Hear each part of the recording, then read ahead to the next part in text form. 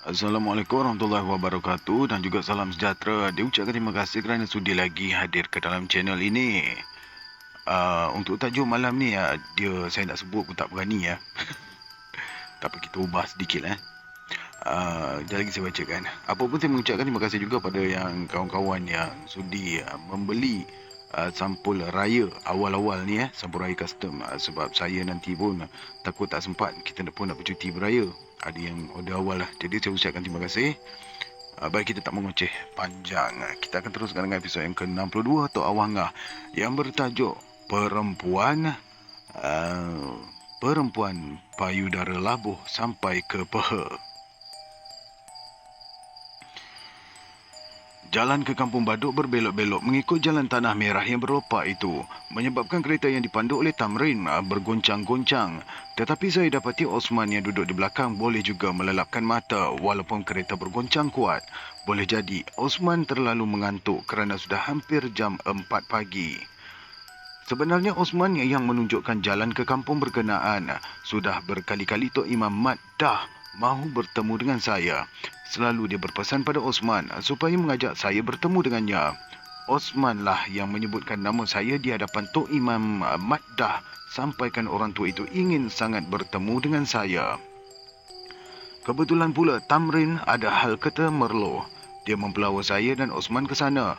Lagipun cuma Osman yang tahu mengenai jalan ke sana kerana dia memang asal dari Temerloh. Disebabkan Tamrin mahu ke Temerloh, lalu Osman menerangkan kepada saya tentang keinginan Tok Imam Mat dah mahu berjumpa dengan saya itu. Saya pun bersetuju sangat mahu bertemu dengan Tok Imam Mat dah. Dari segi cerita Osman, saya difahamkan Tok Imam Mat dah ini mempunyai pengajian agama yang tinggi. Dia pernah menuntut di Kelantan di bawah bimbingan Tok Kenali, iaitu ulama yang terkenal itu. Malah menjadi kegemaran saya pula akan segera mendapatkan orang-orang yang mempunyai ilmu seperti Tok Imam Mat dah ini. Kalau mau mencari ahli agama memang boleh ditemui. Ustaz-ustaz yang mengajar di sekolah pun ramai menjadi teman-teman saya. Malah mereka berkelulusan dari Mesir, Mekah dan juga ramai yang menjadi teman-teman saya. Ketinggian ilmu begini hanya dari satu aspek sahaja. Tetapi dari cerita Osman, dapat saya fahami bahawa Tok Imam Mat dah ini mempunyai ketinggian ilmu dari aspek lain yang pula. Minatnya mahu bertemu dengan saya itu sudah dapat saya agak. Tentu mahu ajak saya berbual dalam aspek tersebut. Saya bersama dengan Tamrin dan Osman sampai ke rumahnya kira-kira jam 12.30 malam. Tetapi dia tidak ada di rumah. Kami diberitahu oleh Tok Imam. Kami diberitahu Tok Imam Mat dah menunggu di dusun duriannya. Bukan di dusun Kami diberitahu Tok Imam Mat dah menunggu dusun duriannya. Kalau difaham di Badayak ni maknanya dia menunggu buah durian dia lah ya. Baik. Ada can kita cari durian ni. Durian kat sini memang bagus isinya, kata Osman yang memang berasal dari Temerloh. Osman ini badannya kecil sahaja tetapi pandai bercakap dalam banyak perkara. Dia suka bercakap mengenai politik juga.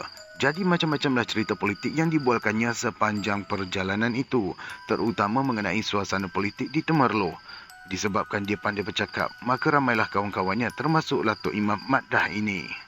Disebabkan terlalu asyik mendengar bualan Osman sehinggakan Tamrin memandu kereta pun kehilangan jalan. Puas memerhati di sekeliling tetapi tidak dapat mencari kawasan dusun durian Tok Imam Mat dah. Sebenarnya dusun durian ini terletak di tepi jalan sahaja. Mungkin disebabkan kami asyik mendengar bualan si Osman atau mungkin pula Tamrin mengantuk kerana malam sudah larut. Maka kami tidak dapat mencari jalan ke dusun durian Tok Imam Mat dah. Kawan, macam betul jalannya. Memang sampai pada lurah ni, beritahu Osman menggaru-garu kepala. Dia masih memanjangkan leher keluar tingkap kereta memerhatikan lorong ke dusun durian tersebut. Tetapi sekitar kami kelihatan gelap gelita walaupun bulan terang benderang mengambang. Kau salah jalan agaknya ni Man, rungut Tamrin mulut terkuap-kuap. Macam mana pula salah jalan? Tempat kawan main-main masa kecil dulu ni. Mana ceruk ke sini yang kawan tak tahu? Osman seolah-olah merasa dirinya dicabar. Masakan pula dia boleh tersesat di jalan kampung selorong demikian. Sedangkan ibu kota Kuala Lumpur yang mempunyai jalan bersimpang siur itu tidak pernah pula tersesat. Jangan-jangan kita ni dah terlangsung tak? Saya mencelah pula. Tak mungkin, sahut Osman memotong. Kawan cam betul jalan ni. Kita belum sampai lagi. Dekat sini aja, cuba perhatikan kawasan berlurah sedikit. Katanya masih memanjangkan leher keluar tingkap. Kalau kau tahu, mana jalan dia? Gerutu Tamrin macam menyindir Osman. Terasa juga penat dia memandu kereta dari Kuala Lumpur ke Temerloh. Kemudian masuk pula ke jalan tanah ke Kampung Baduk ini. Sudah tentu dia juga merasa mengantuk.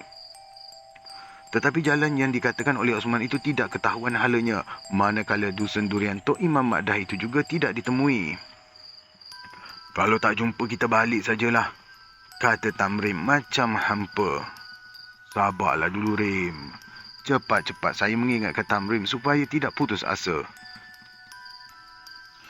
Kita ni datang jauh dari Kuala Lumpur, tengah malam pula. Nanti penat aja, kita datang tak ada hasil. Ujar saya tersengih-sengih mengerling gelagat Tamrim yang cepat naik angin. Hari malam manalah nak dapat jalan, sabarlah. Jelas Osman pula meredakan perasaan Tamrim. Memanglah pada perasaan Osman, kami berada tidak jauh dari rumah Tok Imam Mak Dah. Padahal kami sebenarnya sudah jauh meninggalkan kampung tersebut. Apa yang dirasakan oleh Osman sebenarnya adalah di luar dugaan dirinya. Tatkala ini saya teringat akan cerita Pak Uda Karib semasa dia ke hutan memburu. Pak Uda Karib diberi senapan patah oleh Tuan D.O. orang putih kerana jasanya pada Tuan D.O. itu. Di samping itu juga dia bebas masuk ke hutan walaupun di zaman darurat. Bagaimanapun Pak Uda Karib memang memahami selok-belok hutan di kampung kami.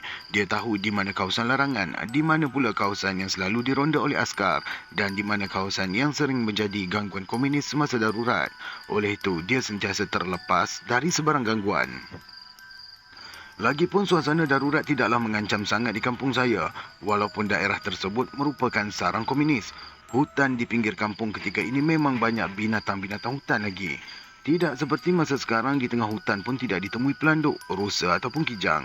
Saya mendapat tahu binatang-binatang seperti ini selalunya mati kerana termakan racun hijau di kebun-kebun pisang yang disembur oleh pekebun-pekebun Cina. Biasanya Pak Uda Karib ni pergi ke hutan pagi. Dia tak mahu berburu pada sebelah malam kerana bimbang terkeliru oleh pihak keselamatan. Askar-askar yang meronda tidak peduli siapa. Asal masuk sahaja ke hutan membawa senjata api akan ditembaknya.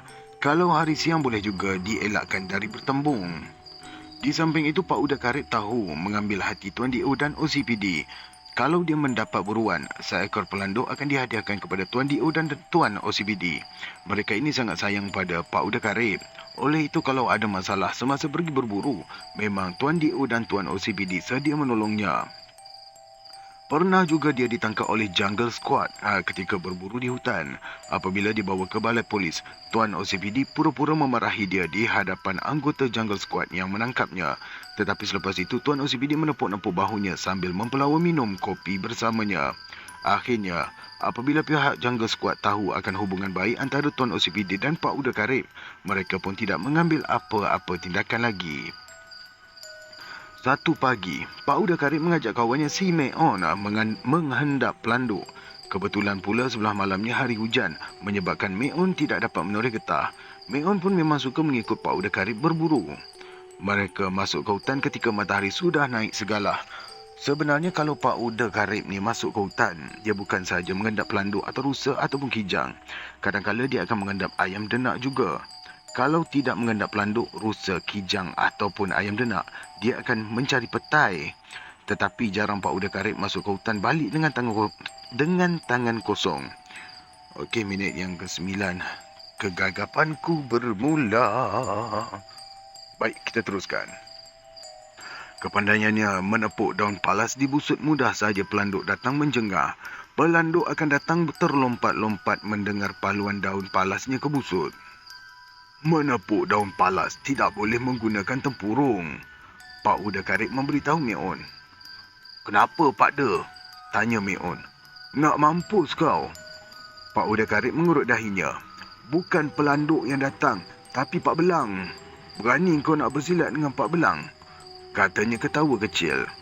Meramang bulu tengkuk Mion bila mendengar harimau. Walaupun dia sudah mendengar mengenai keberanian Pak Uda Karib kalau bertembung dengan harimau, tetapi gemetar juga dia sekiranya tiba-tiba saja harimau tercongkok di hadapannya. Ketika Talib Jengkit mengikut Pak Uda Karib, pernah juga bertembung dengan harimau. Talib Jengkit memberitahu Mion, dia nampak harimau itu berbaring di balik pokok lereng bukit. Pak Uda Karib bukannya mengajak dia lari, tetapi memangkas anak kayu sebesar lengan dan dikerat-kerat sepanjang 1 hasta. Kemudian dibalingnya harimau sedang tidur itu. Sekaligus harimau itu melompat lalu lari ke bawah lurah. Pak Uda Karib ketawa terkekeh-kekeh melihat harimau itu lari simpang perinang. Lama saya tak dengar perkataan tak sebut juga simpang perinang Siapa-siapa tahu boleh komen. Bahasa-bahasa lama ni. Baik, kita teruskan. Itulah cerita yang didengar oleh Mion dari Talib Jengkit. Hinggakan sejak itu Talib Jengkit taubat tidak mahu mengikut Pak Uda Karib ke hutan lagi. Puas diajak oleh Pak Uda Karib, namun Talib Jengkit tetap tidak mahu mengikut. Sebab itulah Mion cepat saja meremang bulu tengkuk bila Pak Uda Karib menyebut harimau akan datang kalau ditepuk tempurung dengan palas dengan ditangkupkannya ke busut. Kau nak jumpa harimau? Tanya Pak Uda Karib mengerling ke arah Mion. Harimau mati bolehlah, sahut Mion bergurau. Harimau mati sepak kepala pun aku berani, katanya macam menyambut cabaran Pak Uda Karib. Salah dialog ni. Harimau mati sepak kepala pun aku berani, katanya macam menyambut cabaran Pak Uda Karib. Apa pula harimau mati? Kata Pak Uda Karib tersengih-sengih. Kalau kau nak tengok dia datang, aku boleh panggilkan. Ujarnya membetul-betulkan senapang yang tersandang di belakang. Kalau Pak Uda ada, aku beranilah, sambut Mion memberanikan hatinya. Dia pun mahu melihat sendiri akan kebenaran kata-kata Talib Jengkit mengenai dakwaannya. Kalau kau nak tengok, sekejap lagi datanglah dia. Jelas Pak Uda Karib macam mahu menduga. Mion terdiam. Bimbang juga dia kalau Pak Uda Karib tidak bergurau. Mana tahu harimau belang tiba-tiba tercongkok di depannya. Harimau liar di hutan bukan seperti anak kucing yang jinak. Bila-bila dia akan menerkam mangsanya, tidak peduli sama ada Pak Uda Karib ataupun siapa pun. Memanglah Pak Uda Karib terkenal di kampung itu dengan kemahirannya berburu. Dia juga boleh dikira pawang di hutan. Cerita mengenai pengalamannya sebagai pemburu sudah banyak didengar oleh Mion. Tetapi semua cerita itu didengar oleh Mion dari mulut ke mulut sahaja. Selama dia mengikut Pak Uda Karib ke hutan beberapa kali, belum pernah pula dia mengalami kejadian-kejadian aneh seperti yang didengarnya selama ini. Pernah juga orang melihatnya bertunggang di atas belakang harimau seperti sedang menunggang kuda. Orang yang melihatnya terlepas cakap mengatakan Pak Uda Karib hanya lebih temberang saja. Cakap saja besar sampai mengaku dirinya pawang. Padahal orang tahu kebolehannya berburu kerana dia memiliki senapang yang dihadiahkan oleh Tuan Dio.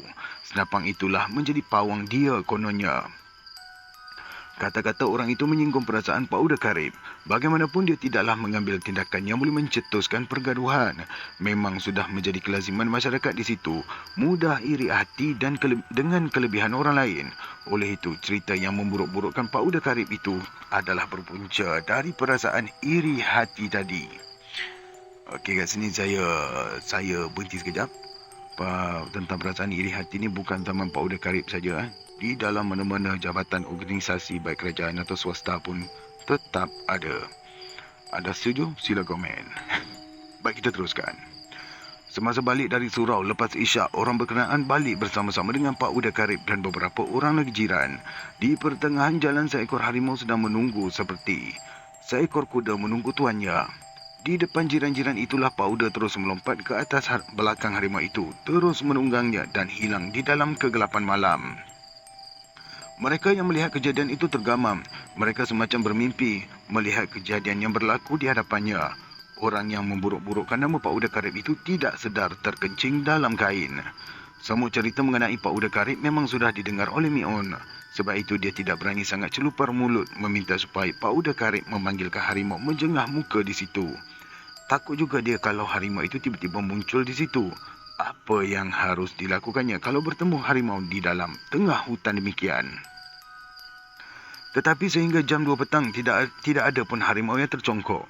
Mereka sudah berjaya menembak 5 ekor pelanduk yang sedang memakan pucuk ludai. Di sini ditulis memakai, tapi saya sebut memakan ya, macam tak kena pula. Pelanduk yang sedang memakan pucuk ludai. Pak Uda Karib sendiri yang menyembelihnya. Meon pula cuma membawa pelanduk tersebut. Berat juga mahu memikul 5 ekor pelanduk yang telah dimasukkan ke dalam karung. Kita balik sajalah ya. Meon mencadangkan kerana terasa sangat berat bebannya. Alah, siang lagi ni, sahut Pak Uda Karib perlahan. Kau nak ke mana cepat-cepat balik? Sindirnya sambil menggalas senapang di bahu. Alah, cukuplah ni. Jelas Meon. Tetapi dia tidak memberitahu tentang beban berat yang dirasakannya. Malu juga dia mahu memberitahu Pak Uda Karib pasal tidak berdaya untuk memikul karung berisi pelanduk itu. Kalau jumpa lagi pun tak larat dah nak bawa ni, katanya termengah-mengah. Banyak tu pun tak larat nak bawa. Lebih baik tak usah makan. Dia mengejek Meon. Meon tidak menyahut. Mendongkol juga hatinya bila dengar ejekan tersebut. Tetapi dia memang tidak berdaya lagi mahu memikulnya. Terasa berat beban yang dipikulnya bukan 5 ekor pelanduk, tetapi berlipat ganda dari itu. Bagaimanapun Meon tidak mahu menerangkan keadaan sebenarnya. Dia tidak menyangka berat 5 ekor pelanduk itu sampai tidak berdaya lagi untuk memikul. Akhirnya dia terpaksa mencampakkannya ke tanah. Apabila mencampakkan karung berisi pelanduk itu ke tanah, Pak Uda Karib melompat ke arah karung tersebut.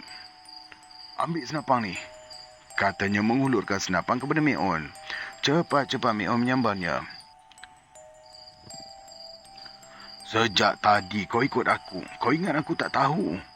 Bentaknya sambil menghunus parang. Meon terpinga-pinga dengan kelakuan Pak Uda Karib yang tiba-tiba saja membuka langkah silat. Aku tahulah kau bertenggek atas bahu Meon. Gerutunya lagi sambil menggertak bibir. Jadi kau ingat aku tak tahu ya? Hei, ini Karib lah. Turun-temurun Malim Kerimun. Kalau kau nak balik, aku terima baik. Silap. Kalau kau nak baik, aku terima baik. Kalau kau nak jahat, aku terima jahat. Sekarang menjelma engkau. Menjelma. Bentak Pak Uda Karib berdiri tegak. Sekaligus dia mencacakkan mata parangnya ke tanah. Dia berpusing berlegar-legar di sekeliling karung berisi pelanduk tadi. Meon bertambah gemetar melihat kejadian tersebut. Belum pernah dia mengalami kejadian sedemikian selama dia mengikut Pak Uda Karib ke hutan. Mungkin Talib Jengkit tidak mahu mengikutnya lagi pun disebabkan sudah mengalami kejadian-kejadian di luar dugaan sedemikian. Berlegar-legar Pak Uda Karib. Mulutnya kumat kamit membaca sesuatu yang tidak dapat didengar jelas oleh Meon. Sekarang ni, menjema kau. Ikut perintah aku. Menjema. Bentaknya nyaring, mengembuskan nafas perlahan. Meon dapat melihat sendiri seorang perempuan tua tiba-tiba terpelanting ke tanah dari atas karung berisi pelanduk tadi. Rambutnya putih mengerbang dan payudaranya labuh sampai ke paha. Engkau rupanya kopek. Allah.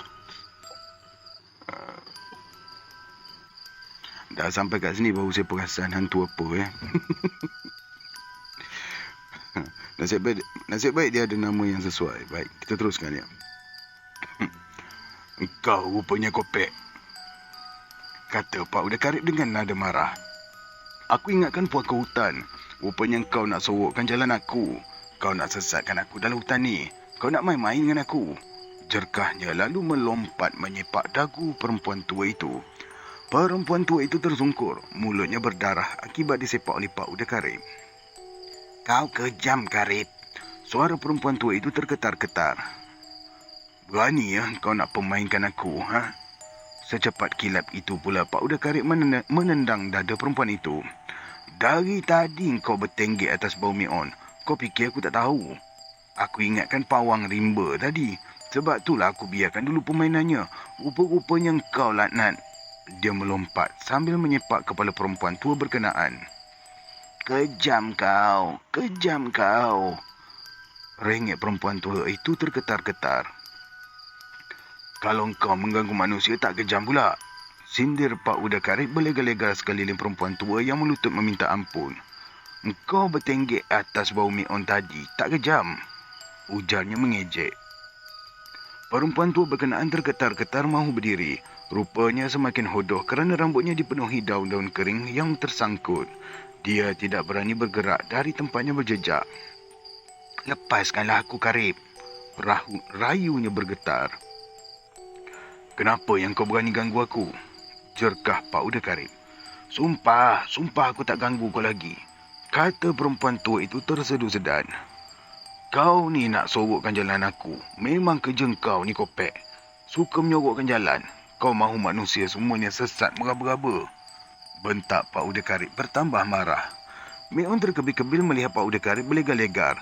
Dia juga mendengar dengan jelas suara perempuan tua itu terketar-ketar menahan kesakitan. Kalaulah orang tua yang dilihatnya itu manusia biasa, memang terasa kasihan dia apabila terguling ke tanah disepak oleh Pak Uda Karib. Tetapi dia tahu yang disepak oleh Pak Uda Karib bukanlah manusia biasa. Sepakan dia juga bukanlah sepakan biasa seperti menyepak bola raga. Tetapi sepakan makrifat yang melantasi alam lain. Meon juga sedar beban berat yang dipikulnya sejak tadi ialah perempuan tua tersebut. Dia juga sedar bahawa perempuan tua itu adalah jelmaan hantu kopek yang tidak dapat melepaskan diri dari Pak Uda Karib. Apabila makhluk demikian sudah dibawa menjelma, bermakna dia sudah menjadi tawanan pada Pak Uda Karib. Barulah Meon dapat menyaksikan sendiri satu pengalaman yang tidak pernah diduganya selama ini. Tolonglah aku, lepaskan aku, tolong. Perempuan tua yang dipanggil oleh Pak Uda Karib sebagai kopek itu merayu-rayu minta belas kasihan. Pak Uda Karib tidak mempedulikan rayuan perempuan tua berkenaan. Memang Meon tahu masakan pula dengan hantu atau syaitan boleh menunjukkan belas kasihan. Orang yang menunjukkan belas kasihan pada hantu dan syaitan ini hanya mereka yang telah terpedaya sahaja. Hantu adalah golongan makhluk halus yang sama sejenis dengan syaitan dan iblis. Kerjanya memang mengganggu Bani Adam atau manusia.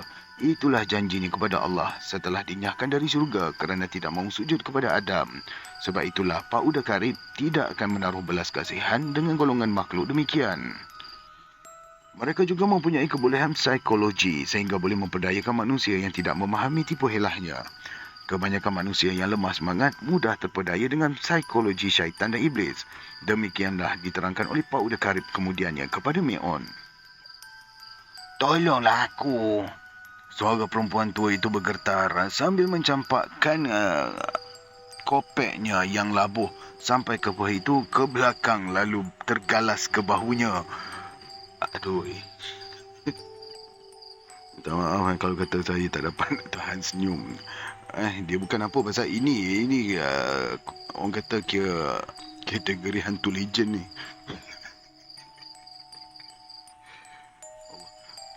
Baik, kita teruskan.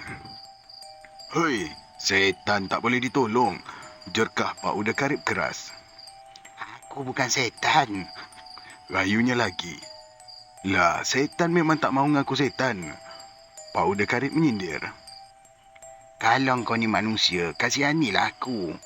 Dia cuba mencari helah supaya Pak Uda Karib mengalah. Manusia tak boleh kasihankan setan. Sahut Pak Uda Karib memberontak. Mengapa? Tanyanya selamba. Sebab setan tu kan musuh manusia, kata Pak Uda Karib mengejek. Sampai hari kiamat, kerja setan memang nak merosakkan manusia. Dia terus menyindir perempuan tua berkopek labuh itu. Perempuan tua berkenaan terus merayu-rayu kepada Pak Uda Karib supaya membebaskan dia dari kurungan kebatinan Pak Uda Karib. Tetapi Pak Uda Karib tidak dapat diperdayakannya. Dia berlegar-legar mengelilingi perempuan tua itu sambil mulutnya terkumat kamit membacakan ayat-ayat Quran. Jelas kedengaran pada Meon. Perempuan itu merengek-rengek kesakitan dan meminta belas kasihan. Suaranya bergetar tenggelam timbul antara kedengaran dengan tidak, tetapi jelas biji butirnya. Setelah berlegar-legar, Pak Uda Karib mengembuskan mulutnya ke arah perempuan tua tadi. Terjerit-jerit perempuan tua itu menahan kesakitan. Dia mengempaskan badannya ke bumi seperti pelanduk terkena tembak di kepala. Kemudian merengek-rengek seperti pelanduk yang menendang angin. Akhirnya terkejang seperti pelanduk kena sembelih. Selepas itu Pak Uda pun mencabut parangnya yang bercangcang ke tanah. Kelihatan darah pekat pada mata parangnya bagaikan baru saja menyembelih pelanduk. Setelah semuanya berakhir, barulah Pak Uda Karib mengajak balik. Ketika itu Meon dapati jam sudah menunjukkan hampir pukul 5 petang. Gerun juga Meon bila mengenangkan kejadian yang dialaminya itu. Kalau mahu diceritakan pada orang-orang kampung, tentu tidak siapa pun mahu mempercayai. Tentu mereka akan mengatakan yang dia terpengaruh dengan cerita Pak Uda Karib yang dianggap oleh mereka memang kaki temberang. Tetapi Pak Uda Karib tidak pernah menceritakan kepada orang-orang kampung kejadian-kejadian seperti yang dilihat oleh Meon sebentar tadi. Pelanduk uh, nada badi ke Pak Uda. Dia dekat sini dia ada tulis pelanduk P nada badi ke Pak Uda. Ajab, saya cuma nak faham kan. Okey, baik. Rasa saya faham ni. Pelanduk punya nada badi ke Pak Uda. Bukan macam tu. Macam ni. Pelanduk punya badi ke Pak Uda. Meon cuma meredakan kebimbangan yang mengganggu perasaannya. Tidak, sahut Pak Uda Karib tenang. Jadi, apa yang Pak Uda buat tadi? Tanya lagi. Setahu dia binatang hutan yang berbadi cuma kijang dan rusa sahaja. Belum pernah didengarnya pelanduk juga mempunyai badi. Kalau calang-calang orang berburu memang kerap kali berlaku apabila ditembak rusa atau kijang. Tiba-tiba saja binatang itu bertukar menjadi benda lain. Sekiranya dibuang sahaja dengan tidak menghiraukannya, nescaya akan datanglah geruh kepada pemburu berkenaan. Geruh itulah yang dikatakan badi. Tetapi belum pernah didengarnya mengenai pelanduk yang berbadi. Sebab itu dia merasakan hairan ketika menggalas karung berisi pelanduk tadi terlalu berat. Setelah kejadian yang dilihatnya mengenai Pak Uda Karib dengan perempuan tua berkopek labuh tadi, beban yang digalasnya tidaklah berat lagi. Aku nampak Pak Uda dengan Anu tu. Terasa bulu tengkuknya meremang bila terpandangkan muka perempuan tua tadi. Celaka. Gerutu Pak Uda Karib sambil meludah ke tanah. Kalau rimau nampak juga belangnya, ni benda tak nampak. Musuh macam ni lah yang lebih buruk kalau ke hutan. Katanya macam menyesali kejadian yang berlaku itu. Aku nampak. Jelas nampak Meon. Sebenarnya dia cuba menghilangkan ketakutan yang menyelubungi hatinya. Selagi tidak lepas keluar dari hutan tersebut, hatinya tetap diganggu ketakutan. Kau tak takut? Soal Pak Uda Karib tidak menoleh langsung ke belakang. Meon cuma tersengih-sengih. Malu juga dia mahu menerangkan sama ada takut ataupun tidak. Kalau mahu berbohong pun tentulah Pak Uda Karib dapat membaca air mukanya. Siapa yang tidak takut bila terpandang muka hodoh seorang perempuan tua yang menggerunkan di tengah hutan? Kau takut ke? Ulangi Pak Uda Karib. Takutlah juga. Dia mengaku secara jujur. Tapi Pak Uda ada. Apa lagi nak ditakutkan? Sambungnya perlahan. Hantu kopek. Terang Pak Uda Karib selanjutnya terus berjalan tidak memandang kiri dan kanan. Bukan badi pelanduk tadi tu. Hantu kopek. Memang kalau ke hutan, hantu kopek ni lah yang selalu sorokkan jalan. Itulah yang menyebabkan kita sesat, tak dapat cari jalan keluar. Katanya menjelaskan. Meon terangguk-angguk sahaja. Dari cerita Pak Uda Karib, itulah dia dapati hantu kopek itu tidaklah berbahaya sangat.